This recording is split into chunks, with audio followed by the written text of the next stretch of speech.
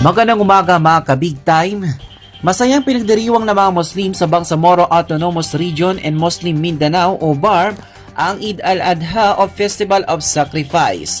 Sa pagputok ng araw, sabay-sabay na nagdasal ang libu-libong Muslim sa mga moske at open grounds. Suot ang kanilang pinakamagandang kasuotan at pinakinggan nila ang sermon tungkol sa pananampalataya, sakripisyo at pagtulong sa kapwa.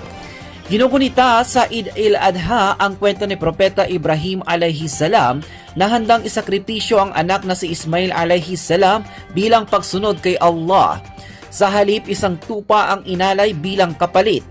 Sa bar, maraming pamilya ang nag-alay ng kambing, baka o tupa. Ang karne ay hinati sa tatlo para sa pamilya, kaibigan at mahihirap. Tumulong din ang Bangsamoro government sa maayos at patas na pamamahagi ng karne lalo na sa mga nangangailangan.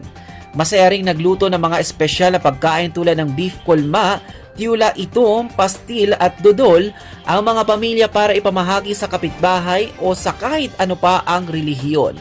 Ayon kay Haron Muhammad, isang guro sa Cotabato City, ang Eid ay panahon ng pagkakaisa.